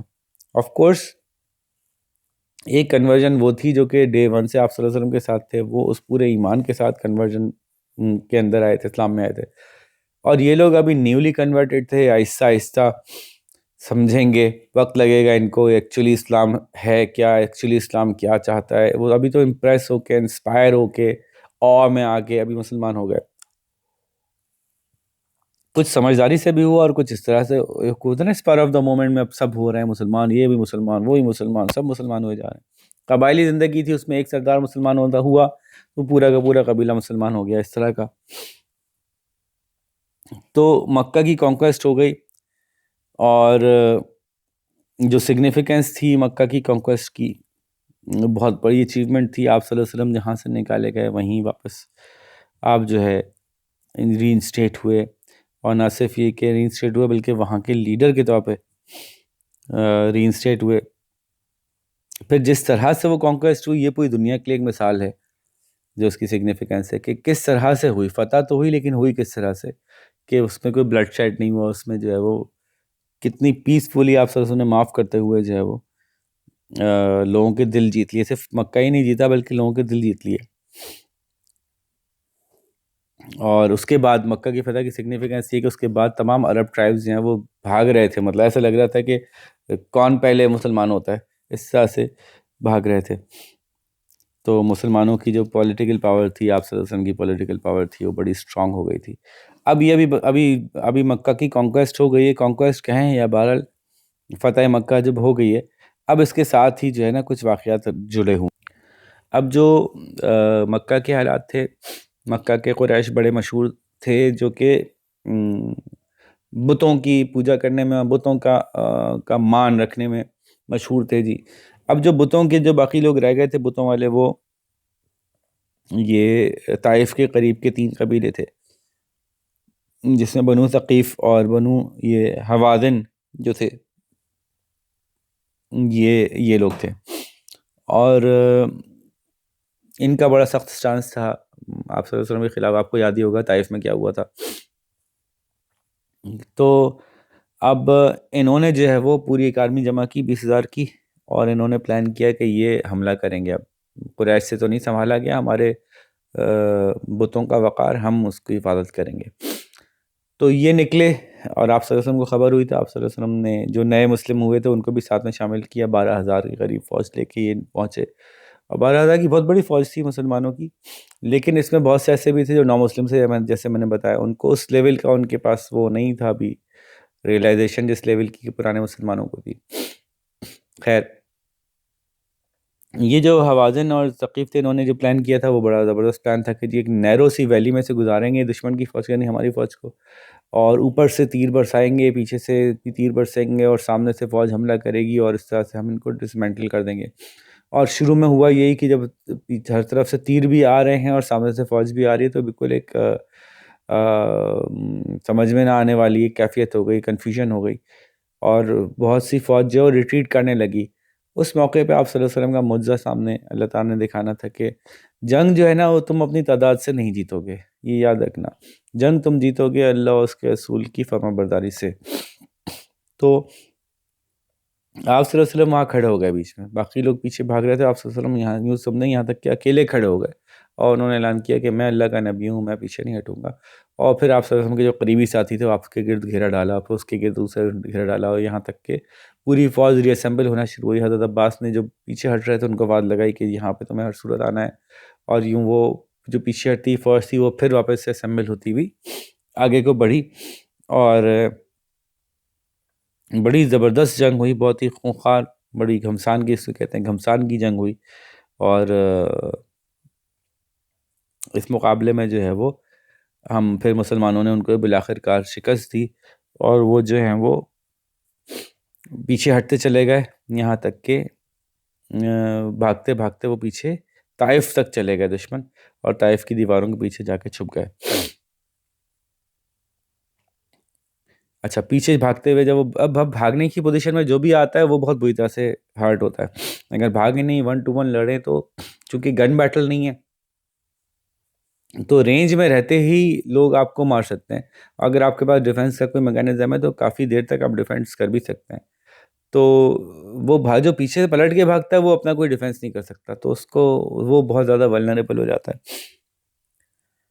تو جناب مسلمز نے ٹھیک ٹھاک چیزیں اس میں فتح میں حاصل کی، کوئی 24,000 اونٹ اور 40,000 شیپ اور 4,000 چاندی اور 6,000 پرزنرز. تو ٹھیک ٹھاک فتح میں چیزیں حاصل ہوئی مسلمانوں کو اس میں. اب یہ حنین کے معاملہ نمٹا. حنین کی جو کازز تھی میں نے آپ کو بتائیں گے کازز کیا تھیں، کہ کس طرح سے ان کو مسئلہ تھا، اور وہ اپنا بدلہ لینا چاہتے تھے حوازن اور ثقیف. تو ان کی کیا پلاننگ تھی، اور پھر بیٹل کے ایونٹس کیا ہوئے میں نے بتایا آپ کو. اب جو ہے وہ چلتا ہے معاملہ اس کا طائف کا. اچھا، ایونٹس کا نتیجے میں مسلمانوں کو حاصل کیا ہوا، اس کی کیا امپورٹنس تھی، کہ ایک 20,000 کے پیگن گروپ کو بھی مسلمانوں نے ہرایا اور ٹھیک ٹھاک یہاں سے مال و دولت حاصل کیا. یہ اس کی امپورٹنس تھی. پھر طائف میں نمٹتے ہیں. اچھا اب طائف، یہ چونکہ بیٹل آف حنین اور طائف جو ہے نا، اس کو ایک ہی کنٹینیوشن میں سمجھنا چاہیے. تو حوازن جو تھے وہ انہوں نے پہلے سے اچھا خاصا چیزیں طائف میں اسٹور کر کے رکھی ہوئی تھیں کہ اگر ہمیں پیچھے ہٹنا پڑا تو ہم وہاں پہ پیچھے ہٹ کے طائف میں آ جائیں گے. تو حنین کے بعد جو ہے وہ طائف میں اپنے سامان، اپنے لوگوں کو لے کے آ گئے تھے، اور اندر کھانے پینے کا سامان کافی تھا. تو ادھر مسلمان جب طائف تک پہنچے تو انہوں نے جو ہے وہ طائف کے گرد گھیرا ڈال دیا، محاصرہ کر لیا. Laying a siege to it کہتے ہیں. تو وہ سیج جو ہے وہ تقریباً 1 مہینہ چلی، اور وہ مسلمانوں سے لڑنے کے لیے باہر نہ آئے، بس تیر ویر مارتے رہتے تھے اندر سے، اور باہر نہیں آتے تھے لڑنے کے لیے. آپ صلی اللہ علیہ وسلم نے جب اپنے ساتھیوں سے مشورہ کیا کہ کیا کرنا چاہیے، اور صحابہ نے مشورہ دیا کہ اب ہمیں تقریباً 1 مہینہ ہو گیا ان لوگوں کے گھیرا ڈالے ہوئے، وہ لڑنے کے لیے تیار نہیں ہیں، باہر آنے کے لیے تیار نہیں ہیں، اور ان کے پاس بہت سامان اسٹورڈ ہے. پہلے سے وہ تیار تھے کہ اگر موقع اس طرح اس نوبت یہاں پہ آ گئی تو اپنا سامان بہت سارا انہوں نے اندر بھر کے رکھا ہوا ہے. تو پھر اب یہاں پہ اتنی دیر رکنے کی ضرورت نہیں ہے، ہم نے مکہ میں الحمدللہ فتح کر لیا. ہم نے ان کو حنین میں شکست دے چکے ہیں، بری طرح سے ہارے ہیں، ان کا بہت مال و دولت ہمارے ہاتھ لگ گیا ہے، ہم فی الحال یہاں سے واپس جا سکتے ہیں. تو آپ صلی اللہ علیہ وسلم نے پھر یہاں پہ ان کا جو گھیرا تنگ کیا تھا اس کو چھوڑا، ان کا سیج کو لفٹ کیا، اور مکہ چلے گئے، جہاں پہ دوبارہ عمرہ پرفارم کیا. اور پھر جو ہے وہ مکہ میں اپنا ایک ڈیپیوٹی مقرر کیا، ایز اے گورنر کہہ لیں، کہ مکہ کے افیئرس کو جو ہے وہاں پہ چلائے گا. اچھا مدینہ والے سمجھ رہے تھے کہ پتہ نہیں شاید آپ صلی اللہ علیہ وسلم جو ہیں وہ اب مکہ سے ہی آئے تھے، مکہ فتح ہو گیا تو مکہ میں ہی رہیں گے. لیکن آپ صلی اللہ علیہ وسلم نے بتایا کہ نہیں، ایسا نہیں ہے، مجھے اصل میں جو پناہ دی وہ تم لوگوں نے دی، انہوں نے تمہیں نکال دیا تھا، تو میں ایسا نہیں کر سکتا کہ میں تم لوگوں کو چھوڑ دوں. تو آپ صلی اللہ علیہ وسلم جو ہیں وہ واپس مدینہ کی طرف روانہ ہوئے. وہاں پہ حضرت معاذ بن جبل کو چھوڑ دیا تھا انہوں نے ایز اے ریلیجس لیڈر، اور خود جو ہے مدینہ کی طرف روانہ ہو گئے. اچھا یہ پوری جو بیٹل تھی، یہ جو حنین اور طائف کا جو سیج تھا، اس میں ہم نے جو یہ لرن کیا کہ نمبر 1، فتح جو ہے وہ نمبر سے نہیں آتی، بلکہ فتح جو ہے وہ اللہ تعالیٰ کو فالو کرنے کے، اللہ کے رسول کو فالو کرنے سے آتی ہے. اور دوسری بات یہ کہ جو آخری پیگن فورس کھڑی تھی وہ بھی ڈسٹرائے ہو گئی. قریش سے تو جنگ کے بغیر ہی معاملہ نمٹ گیا تھا، ادھر وہ حوازن اور ثقیف جو ہیں وہ بھی ختم ہو گئے.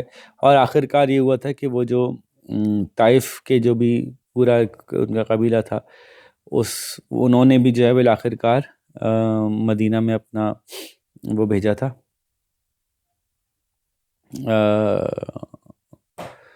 اپنا طائفہ بھیجا تھا. مدینہ سے ڈسکشن کی انہوں نے، اس کے بعد انہوں نے اعلان کیا کہ ہم بھی مسلمان ہو رہے ہیں. تو کانکر کرنے کی ضرورت ہی نہیں پڑی، بلکہ طائف جو ہے وہ بنو ثقیف جو تھے نا، بنو ثقیف جو تھے انہوں نے مدینہ میں اپنا نمائندہ بھیجا تھا، اور وہی مسلمان ہو گئے تھے. تو یہ نتیجہ تھا اس حنین کا، اور جو طائف کے سیج کا تھا، یہ پورا ایک نتیجہ، یہ امپورٹنس نکلی. ٹھیک ہے جی، تو آگے چلتے ہیں. نیکسٹ ہم جو 9th ایئر آف ہجرہ میں ہم پہنچتے ہیں. اب 9th ایئر میں آپ یوں سمجھ لیں کہ 8th ایئر آف مائیگریشن میں جو بھی سکسیس تھی ہماری، موتا تھی، بڑا سکسیسفل ایونٹ تھا موتا، کیونکہ موتا سے پوری دنیا میں ایک افیکٹ آیا تھا، 3000 اور 2 لاکھ کا جو افیکٹ ہوتا ہے نا. اور اس کے بعد مکہ کی جو فتح تھی اس کا امپیکٹ، اور پھر حنین اور طائف کے جو امپیکٹ تھا، یہ نتیجہ نکلا کہ 12,000 8ویں سال کے اینڈ پہ 12,000 تھے، اور 9ویں سال میں یہ 30,000 ہو گئے تھے. تو اتنا بڑا ڈفرینس، اتنا بڑا جمپ جو ہے وہ کیسے آ رہا ہے؟ کیونکہ لوگ انفلوئنس ہو رہے ہیں، لوگوں کو اندازہ ہو رہا ہے this is a force to join, this is the reality on ground. تو پہلا واقعہ جو ہم ڈسکس کریں گے 9th ایئر میں وہ ہے تبوک، اور پہلا اور آخری. کیونکہ 9th ایئر کے اندر ہمارے کورس میں یہی مین ایونٹ ہے. کیونکہ جو یوں کہیں کہ ہسٹوریکلی اسلام نے اپنے آپ کو پروف کر لیا 8ویں سال میں. اب 9ویں سال سے جو ہے نا وہ ہمارا سمجھ لیں کہ اب ایک بیلنس آؤٹ ہو رہا ہے. اب ایک سودھنگ افیکٹ ہے. اسلام نے جو اپنے آپ کو منوانا تھا نا ایز اے اسٹیٹ ریلیجن کہ جی یہی صحیح ریلیجن ہے، وہ ہر طرح سے منوا لیا. لوگوں سے ظلم سہ کے بھی کر لیا، لوگوں کے اٹیکس کو برداشت کر کے بھی کر لیا، بغیر لڑے جنگ جیت کے بھی دکھا دیا. تو سب کچھ جو کرنا ہوتا ہے نا وہ سب کچھ کر لیا اسلام نے. 8th ایئر تک وہ الحمدللہ کمپلیٹ ہو گیا تھا. اچھا جی، پھر 9th ایئر میں تبوک ایکسپیڈیشن ہی موسٹ امپورٹنٹ اٹھایا گیا. یہاں پہ ایونٹس اور بھی تھے. کیا تھا جی غزوہ تبوک، کیا تھا، کیوں تھا اتنا امپورٹنٹ کہ پورا سال میں ایک ایونٹ لیا گیا، اس پہ ہم بات کرتے ہیں. اب پورے عرب کے اندر ایک فورس جو ہے وہ کھڑی ہو گئی ہے جس نے موتا میں جو ہے وہ کرسچنس کو پہلے بھی ایک مزہ چکھایا تھا. تو یہ چیز جو سیریا کے کرسچنس تھے ان کو کافی پرابلم ہو رہا تھا، اور انہوں نے کہا کہ یہ کیا 2-4 ہزار 8-10 ہزار 15-20 ہزار لوگ لے کے پہنچ رہے ہیں اور اپنے آپ کو کوئی بہت بڑی چیز سمجھ رہے ہیں. ہم ان کو جو ہے وہ نمٹا دیتے ہیں، بہت ہو گیا، یہ زیادہ بڑے ہونے سے پہلے ہم ان کا کام تمام کرتے ہیں. اب ہم ان کے اوپر اٹیک کرتے ہیں. تو انہوں نے جو ہے وہ ایک بادشاہ کے حکم پہ، جو بادشاہ تھا اس وقت جو ہرقل تھا، تو اس کے حکم پہ جو ہے وہ ایک فوج تیار کی گئی اور یہ طے کیا گیا کہ مسلمانوں کو جو ہے وہ حملہ کیا جائے گا ہیراکلیس کے حکم کے اوپر. تو یہ فوج تیار ہونا شروع ہو گئی، بڑی عظیم فوج بنے گی جی، بڑی سی. یہ بات آپ صلی اللہ علیہ وسلم کو پتہ چلی، تو ایک بار پھر آپ صلی اللہ علیہ وسلم نے طے کیا کہ یہ اس میں ہمیں ایڈوانس کرنا چاہیے، ہمیں یہاں پہ رکنا نہیں چاہیے بلکہ ہمیں ایڈوانس کرنا چاہیے. فوج کی تیاری کا حکم ہوا. اس وقت بڑے مشکل حالات تھے، کچھ گرمی بہت شدید تھی، لوگوں کے پاس پیسے نہیں تھے. جن لوگوں نے پیسے تھے وہ سارے کے سارے پیسے انہوں نے فصلوں پہ لگائے ہوئے تھے. فصلیں پک کے تیار کھڑی تھیں، اس حد تک تیار تھیں کہ وہ اب کاٹے جانے کے وقت میں تھیں اور ان کو کاٹے بغیر چھوڑ دیا جاتا تو وہ خراب ہو جاتی. لیکن بس اب جنگ کا حکم ہو گیا تھا تو سب کو نکلنا تھا. ہر ایک کی کوشش یہ تھی کہ وہ شامل ہو سکے، چاہے اس کے پاس پیسے ہیں یا نہیں ہیں، معاملات وہ کر سکتا ہے نہیں کر سکتا. جو پیسے والے تھے انہوں نے خوب سامان مہیا کیا. حضرت عثمان نے بہت اس میں کنٹریبیوٹ کیا، 300 اونٹ اور 1000 دینار دیے. حضرت عمر اپنے گھر کا آدھا سامان لے آئے، حضرت ابوبکر اپنے گھر کا سارا سامان لے آئے. اس طرح سے لوگوں نے جو ہے وہ کنٹریبیوٹ کرتے کرتے اس طرح سے فوج کھڑی کی کہ 30,000 لوگ، 10,000 گھوڑے. یہ عرب کے زمانے کی اس زمانے کے عربز کی سب سے بڑی فوج تھی. عربز نے اس سے پہلے کبھی اتنی بڑی فوج کھڑی نہیں کی تھی. یہ لے کے نکلے. اس میں جو منافقین تھے وہ شامل نہیں ہوئے، وہ کمپلین کرتے رہے کہ بڑی گرمی ہے تو بڑا یوں ہے تو بہت مسائل ہیں تو بہت مشکل ہے، تو منافقین نہ جا سکے. حضرت علی کو آپ صلی اللہ علیہ وسلم نے مدینہ میں چھوڑا کہ وہ یہاں پہ رول کریں گے پیچھے، اور آپ صلی اللہ علیہ وسلم جو ہے وہ اس فوج کو لے کر نکلے. تفصیل بڑی ہے اس میں، یہاں آپ کے کورس میں نہیں ہے، لیکن بڑی انٹرسٹنگ تفصیل ہے کہ کرسچنز وہاں کیوں نہیں پہنچے. جب جہاں جہاں راستے سے آپ صلی اللہ علیہ وسلم گزرتے گئے وہ آلموسٹ یوں سمجھ لیں کہ ایک طرح سے وہ علاقہ کانکر ہوتا گیا. حملہ کرنے کی ضرورت نہیں پڑی، اتنی بڑی فوج گزرتی چلی جا رہی ہے، اللہ کے نبی ساتھ جا رہے ہیں، تو وہ سارے علاقے آٹومیٹکلی جہاں جہاں تک جاتے گئے وہ فتح ہوتا چلا گیا. اور ان سب نے جو ہے وہ اسلام، یا تو کسی نے اسلام قبول کر لیا یا پھر اسلام کے انڈر میں رہنا قبول کر لیا. نان مسلم رہتے ہوئے آپ اسلام کے انڈر میں رہ سکتے ہیں، آپ کو جزیہ دینا ہوتا ہے، ایک ٹیکس ہے، اس کے بعد آپ کی حفاظت مسلمانوں کی ذمہ داری ہوتی ہے. تو کچھ نے جزیہ دینا پسند کیا، کچھ مسلمان ہو گئے. تو یوں ایک بہت بڑا علاقہ جو ہے وہ مسلمانوں کے انڈر میں آیا. مسلمز جو ہیں وہ پہنچے فائٹ کرنے کے لیے بارڈر تک، اور جو ہے وہ یہ مقام تھا تبوک کا مقام، اس لیے اس کو تبوک ایکسپیڈیشن کہتے ہیں. تو تبوک کے مقام تک پہنچے اور وہاں پہ پہنچے، لیکن اس کے باوجود وہ اینمی نہیں آیا اور وہ کافی اندر تک چھپ گئے تھے جا کے اپنے، کہ جی ہم نہیں لڑنے کے لیے آ رہے. اس کے پیچھے یہ کورس میں تو نہیں ہے آپ کے، لیکن ویسے جو انفارمیشن یہ ہے کہ اس کو یہ وارن کر دیا گیا تھا جو ان کا بادشاہ تھا ہیراکلیس کو، کہ بھئی اگر تم کسی نبی سے لڑو گے نا، کسی نبی سے جنگ کرنے والا پھر سروائیو نہیں کر سکتا، پھر تم ختم ہو جاؤ گے. تو وہ اس کو اندر سے تو پتا تھا، آپ کو یاد ہے پیچھے جو واقعہ ہوا تھا کہ وہ اندر سے ریئلائز کرتا تھا کہ یہ نبی ہے، بس مانتا نہیں تھا. تو وہ یہ جانتا تھا کہ نبی ہیں، اور اگر میں نبی سے لڑوں گا تو میں تو کسی قابل نہیں رہوں گا، تو وہ پھر اس نے وہ پیچھے ہٹ گیا تھا۔ کورس میں نہیں یہ بات، لیکن یہ کہ ایکچوئل یوں ہوا تھا، جو اتنی بڑی فوج انہوں نے تیار کر لی تھی لیکن پھر بھی مقابلے پہ نہیں آئے۔ اب اتنے بڑے روم کے بادشاہ کی فوج نہیں آئی مقابلے پہ اور ڈر کے بھاگ گئی، یہ بات نے تو بالکل ہی آخری جو کیل تھی نا وہ بھی ٹھونک دی اس تابوت کی، اور پورا کا پورا عرب جو ہے وہ اسلام میں کنورٹ ہو گیا۔ پورا عرب جو تھا، سارے کے سارے ٹرائبز، آلموسٹ سارے کے سارے ٹرائبز جو ہیں وہ کنورٹ ہوئے اس ایکسپیڈیشن کے بعد۔ اور اس ایکسپیڈیشن نے بظاہر تو کوئی جنگ بھی نہیں ہوئی، لیکن ایک بہت بڑی فتح مسلمانوں کو کے ہاتھ میں لگی۔ تو this was the importance. Causes کیا تھے؟ جیسے میں نے کہا، وہ وہاں کے سیریا کے جو گورنر تھا اس کو مسئلہ تھا، اور پھر ایونچولی ہیراکلیس کے حکم پہ وہ فوج تیار ہو رہی تھی، اور آپ صلی اللہ علیہ وسلم یہ سمجھتے تھے کہ اس میں ہمیں وہاں جا کے ان سے میٹ کرنا چاہیے، ویٹ نہیں کرنا چاہیے کہ وہ یہاں پہ آئیں اور ہم پہ اٹیک کریں۔ دوسری طرف سے اسٹیپس کیا ہوئے وہ میں نے بتایا پورے آپ کو، اور اس کی امپورٹنس کتنی تھی کہ پورا کا پورا عرب ایونچولی اسلام میں کنورٹ ہو گیا اس ایونٹ کے بعد۔ This was the last event. ٹھیک ہے جی، اور ہم آتے ہیں اپنے 10ویں سال کی طرف۔ ہجرت کے 10ویں سال میں بھی جو ہے وہ، جیسے کہ آپ کو پتہ ہے کہ ایک میجر ایونٹ ہے، اور وہ ہے آپ کا، آپ صلی اللہ علیہ وسلم کا جو حج ہے، وہ اس سال کا سب سے امپورٹنٹ ایونٹ ہے۔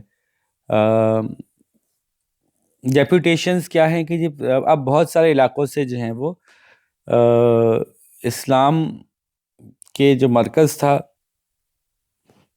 وہ اس تک لوگوں نے اپنے ایمبیسیڈرز بھیجنے شروع کر دیے۔ لوگوں نے اپنی طرف سے لوگ ایسے امپورٹنٹ لوگوں کو بھیجنا شروع کر دیا جو جائیں، جا کے معلومات حاصل کریں، سیکھیں، لرن کریں۔ جو دور دراز کے ٹرائب مسلمان ہو گئے تھے، انہوں نے وہاں سے ریپوٹیشن بھیجے کہ جی بندے بھیجے کہ آپ جائیں، اسلام سیکھیں، آ کے واپس ہمیں سکھائیں اور لرن کریں، ان کے ساتھ وقت گزاریں، اور ہمیں ان کی پریزنس کے بارے میں بتائیں کہ کیا کیا کیا ڈیسیجنز ہو رہے ہیں، کیا چاہ رہے ہیں۔ یعنی ایک طرح سے اس سے پہلے تو چھوٹے چھوٹے ٹرائبز تھے نا، وہ آہستہ آہستہ ایک نیشن بنتے جا رہے تھے اس پروسیس سے۔ تو یہ ایونٹ شروع ہو گیا تھا، اور یہ جو ہے وہ آپ صلی اللہ علیہ وسلم نے جو ہے اپنے صحابہ کو بھی مقرر کر دیا تھا جو ان لوگوں کو اسلام سکھا رہے ہوتے تھے، جو آتے تھے ڈیپوٹیشن والے۔ اور ثقیف کی ڈیپوٹیشن جو آئی تھی، جیسے میں نے کہا، اور بنو تمیم کی آئی تھی، بنو عامر کے سے لوگ آئے تھے۔ یہ لوگ آ کے جو ہے وہ دین کو سیکھنے کے لیے بھیجے گئے، اور انہوں نے لرن کیا اور پھر واپس گئے۔ یہ 10ویں سال میں اس طرح کے واقعات چل رہے تھے۔ اس کے ساتھ ہی آپ صلی اللہ علیہ وسلم نے آخری جو ان کا حج تھا 10ویں سال میں، اس کے لیے انہوں نے اظہار کیا کہ ہم حج پہ جانا چاہتے ہیں مکہ، اور پورے عربیہ میں جو ہے وہ انہوں نے پیغام بھیج دیا، پورے عرب میں پیغام بھیجا گیا کہ جی نبی کریم صلی اللہ علیہ وسلم، اللہ کے آخری نبی، اب حج پہ جانا چاہتے ہیں۔ تو سب لوگ جو ہیں وہ ان کے ساتھ جانے کے لیے تیار ہو گئے۔ پورا عرب سمجھ لیں کہ آپ صلی اللہ علیہ وسلم کے ساتھ جانے کے لیے تیار ہو گیا۔ تو ہزار کی تعداد میں جو ہے وہ لوگ وہاں سے نکلے، اپنے اپنے گھروں سے نکلے اس مقصد کے لیے۔ تو عورتیں کیا، بچے کیا، مرد کیا، سبھی نکلے، اور لاکھ سے اوپر کا کوئی فگر بنتا ہے۔ تو یہ گیدرنگ بھی اس وقت تک کے عربس کی سب سے بڑی گیدرنگ مانی جاتی ہے کہ لاکھ سے اوپر کی ایک گیدرنگ جمع ہو گئی ایک کاز کے لیے۔ تو 26 ذوالقعدہ کو آپ صلی اللہ علیہ وسلم نکلے وہاں سے اپنے ساتھیوں کے ساتھ مدینہ سے، اور 6 میل کے بعد آپ صلی اللہ علیہ وسلم نے جو ہے وہ احرام پہنا۔ پھر یہ مقام تھا جہاں احرام پہنا گیا، اس کو کہتے ہیں ذو الحلیفہ۔ یہ ساری انفارمیشن آپ لوگوں کی کتابوں میں موجود ہیں، تو اس لیے میں نے یہاں نوٹ ڈاؤن نہیں کی ہیں، بلکہ میں آپ کو کہانی اسٹوری ریپیٹ کر رہا ہوں۔ انفارمیشن تو بکس میں سب میں موجود ہی ہے۔ اور ان کے ساتھیوں نے ان کے ساتھ یہ احرام باندھا۔ پھر 5 ذوالحج کو آپ صلی اللہ علیہ وسلم مکہ پہنچے۔ آپ صلی اللہ علیہ وسلم مکہ میں رہے 8 ذوالحج تک۔ پھر 8 ذوالحج کو آپ صلی اللہ علیہ وسلم جو ہیں انہوں نے مکہ چھوڑا، مینا کی طرف گئے، وہاں ایک رات گزاری۔ پھر مینا سے وہ جو ہے وہ عرفات میں گئے 9 ذوالحج کی صبح۔ ٹھیک ہے، ان ایونٹس کو اس طرح سے یاد کرنا ہے آپ کو۔ عرفات جو ہے وہ عرفات کے اندر آپ صلی اللہ علیہ وسلم کا جو اسٹے ہے وہ حج کا سب سے امپورٹنٹ اسٹے، سب سے امپورٹنٹ پارٹ مانا جاتا ہے. یوں کہہ لیں کہ حج از اکولس ٹو عرفات، اور باقی اس کے پارٹس ہیں. مین جو باڈی ہے نا حج کی، وہ عرفات کا کے اندر اسٹے کرنا ہے. تو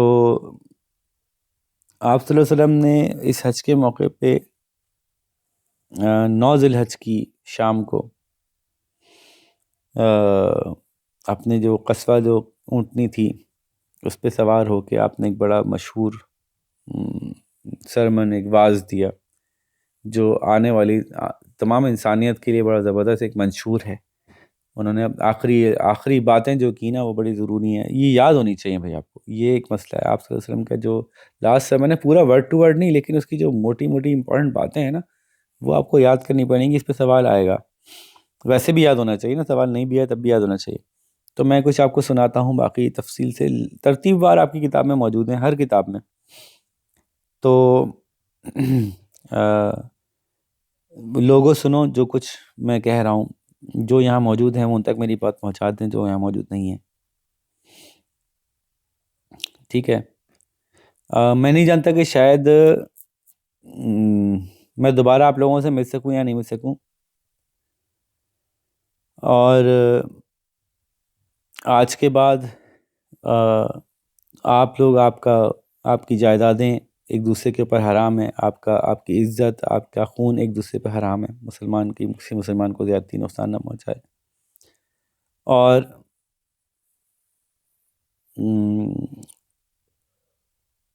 جو پرانے زمانیت کے جاہلیت کا زمانہ جو تھا، اسلام سے پہلے کا زمانہ تھا، وہ سب ختم ہو گئیں. ان سب کے جو رواج تھے، وہ سب جو تم لوگوں کے جاہلیت کی جو تمہاری رسمیں تھیں وہ سب ختم ہو گئیں. ان کو میں آج اپنے پیروں تلے کچلتا ہوں. کوئی عربی کسی نان عربی پہ، یعنی اجمی جو کہتے تھے، اس پہ اس کو کوئی فضیلت حاصل نہیں. کوئی اجمی کسی عربی کے اوپر سپیریئر نہیں ہے. اللہ کی نظروں میں تم سب برابر ہو، ایک ہی آدم سے پیدا کیے گئے ہو، اور ہر مسلمان دوسرے مسلمان کا بھائی ہے. اور امانتیں واپس کرو. اللہ نے تمہیں تمہارے اوپر سود کو حرام کیا ہے، اس لیے ہر طرح کے سود سے آج ہی دستبردار ہو جاؤ. نہ سود لو نہ سود دو.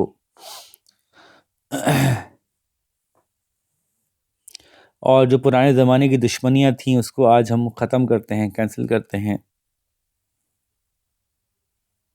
اور جو بھی ایک دوسرے پہ ہم نے فرضی طور پہ بنا لیا تھا نا کہ فلانے کا قتل کیا گیا تھا، اس کے خون کا بدلہ لینا ہے، اس کا قتل کیا گیا تھا، اس کے خون کا بدلہ لینا ہے. ہر ٹرائب نے کسی دوسرے ٹرائب کے کسی بندے کو مارا ہوتا تھا، اور اس کے خون کے بدلے لینے کے لیے دوسرے ٹرائب کے بہت سارے بندے مارے جاتے تھے.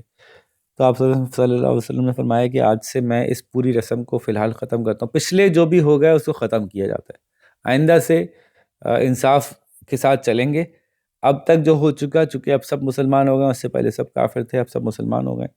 تو مسلمان ہونے کی حیثیت سے ہم پچھلے فی الحال جو بھی ہمارے مسائل تھے ان کو ہم ختم کرتے ہیں. اور میں شروعات کرتا ہوں اس بات سے کہ میں نے بھی ہمارے قبیلے کے پاس جو ایک حق تھا ربیعہ بن الحارث کا، وہ میں چھوڑتا ہوں. تو یہ انہوں نے جو ایک قتل و غارت کا جو ایک چلا ہوا تھا نا اس کو ختم کیا.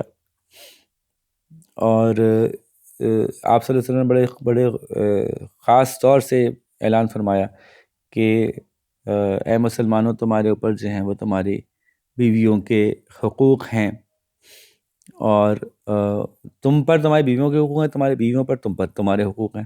یعنی ایک دوسرے پر تم لوگوں کے حقوق ہیں، ایک دوسرے کے حقوق پورے کرو.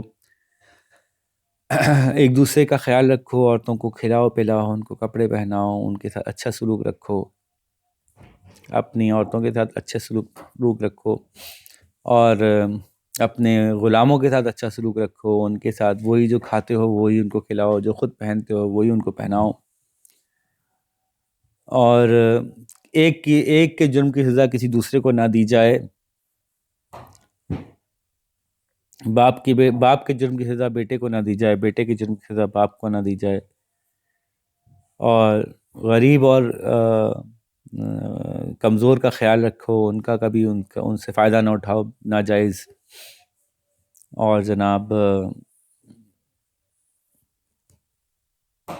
آپ کے درمیان میں 2 چیزیں چھوڑ کے جا رہا ہوں، ان کو مضبوطی سے پکڑ کے رکھنا ہے، قرآن اور حدیث. تو آپ صلی اللہ علیہ وسلم نے آخر میں پوچھا کہ اب میں تو جا رہا ہوں، تم لوگ کیا اللہ کو، اگر اللہ نے تم سے پوچھا تو تم کیا جواب دو گے کہ کیا میں نے پیغام پہنچا دیا اللہ کا؟ تو لوگوں نے جواب دیا کہ ہم کہیں گے کہ آپ نے یقیناً اپنا پیغام پورا پورا پہنچا دیا۔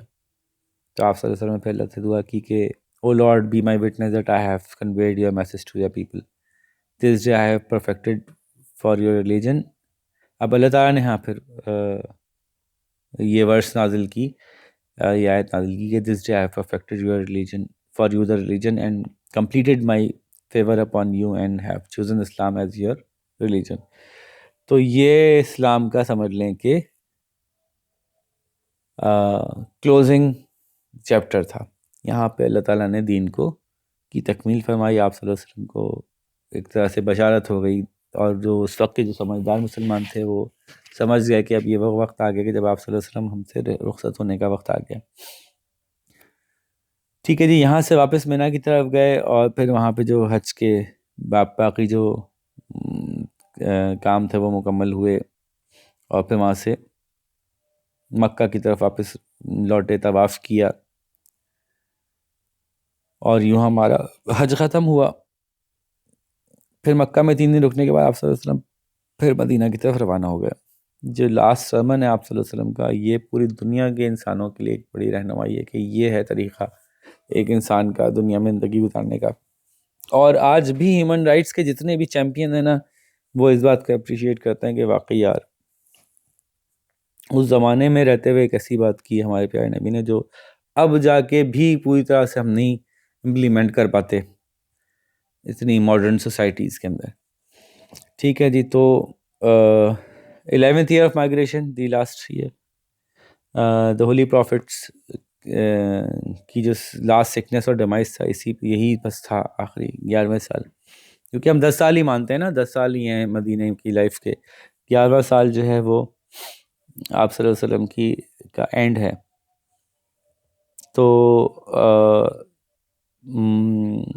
حجۃ الوداع یعنی دی فیئرویل حج کے بعد آپ صلی اللہ علیہ وسلم جب واپس آئے تو بیمار ہوئے، اپنے کام کرتے رہے، اور مختلف جو بھی ان کے ذہن میں ڈیوٹیز تھیں وہ پرفارم کرتے رہے، اور نماز پڑھاتے رہے، یہاں تک کہ وہ کافی بیمار ہو گئے تھے پھر، اور چلنا پھرنا مشکل ہو گیا تھا۔ تو انہوں نے حضرت ابوبکر کو حکم دیا کہ وہ نماز پڑھائیں ان کی جگہ، جو کئی دن تک وہ نماز پڑھائی حضرت ابوبکر نے۔ اور اس سے ایک اندازہ بھی ملتا ہے کہ حضرت ابوبکر کو حکم دیا نماز پڑھانے کا اپنے پیچھے، کے بعد حضرت ابوبکر کو انہوں نے اپنے بعد سلیکٹ کیا تھا as an imam, as a head of state. پھر 4 دن پہلے، جب ان کے انتقال سے 4 دن پہلے جو ہے وہ کچھ ان کو سکون آیا، تو انہوں نے جو ہے غسل لیا ظہر کی نماز سے پہلے، مسجد سے باہر نکلے، مسجد کی طرف آئے باہر، حضرت عباس اور حضرت علی، حضرت ابوبکر موجود تھے۔ حضرت ابوبکر جو ہیں وہ نماز پڑھا رہے تھے ایز یوزول، اور نماز کے بعد آپ صلی اللہ علیہ وسلم نے جو ہے وہ ان کو مخاطب کیا، ان کو کچھ سمجھایا۔ تو یہ بالکل آخری وقت چل رہا ہے۔ پھر آپ صلی اللہ علیہ وسلم کی بیماری مزید دوبارہ اور تکلیف دہ ہو گئی، پھر صبح بہتر ہو گئے، 12 ربیع الاول تک بہرحال یہ کمی بیشی چلتی رہی طبیعت کے اندر، اور دوپہر کے بعد جو ہے وہ ان کی طبیعت کافی خراب ہوئی، اور پھر آخر کار جو ہے آپ صلی اللہ علیہ وسلم جو ہے وہ اپنی آخری انہوں نے سانس لی، انتقال فرما گئے، اللہ تعالیٰ کی طرف چلے گئے۔ اور جاتے جاتے جو وہ کہہ کے گئے وہ یہ کہہ کے گئے کہ نماز کا حکم دے کے گئے، اور عورتوں اور غلاموں کے لیے کہہ کے گئے ان سے بچنا، مطلب ان کے حقوق ادا کرتے رہنا ہے، یہ تمہیں جہنم میں نہ لے جائیں۔ تو یہ 2 موسٹ امپورٹنٹ ہمیں یادداشت ہے کہ آپ صلی اللہ علیہ وسلم دنیا سے رخصت ہوئے۔ ٹھیک ہے جی، تو یہ ایونٹ تھا آپ صلی اللہ علیہ وسلم کی رحلت کا۔ اب بات کرتے ہیں، ہمارا آخری آج کا ٹاپک ہے آپ صلی اللہ علیہ وسلم کی کوالٹیز کے بارے میں۔ اچھا، میں یہ چاہتا ہوں کہ چونکہ ویڈیو کافی لمبی ہو گئی ہے، تو یہ جو آپ صلی اللہ علیہ وسلم کی کوالٹیز چونکہ ماشاءاللہ بے تحاشا ہیں، تو ہم اس کو اگر ایڈ کر دیں گے اس ویڈیو میں تو یہ بہت لمبی ہو جائے گی مزید. تو ہم ایسا کرتے ہیں کہ ان کوالٹیز کو جو ہے وہ ایک نیکسٹ ویڈیو بنا لیتے ہیں. تو یہاں پہ اینڈ کرتے ہیں. انشاءاللہ ہم نیکسٹ ویڈیو میں آپ کو آپ صلی اللہ علیہ وسلم کی کوالٹیز کے بارے میں سمجھائیں گے. اوکے جی، اپنا خیال رکھیے گا. اللہ حافظ.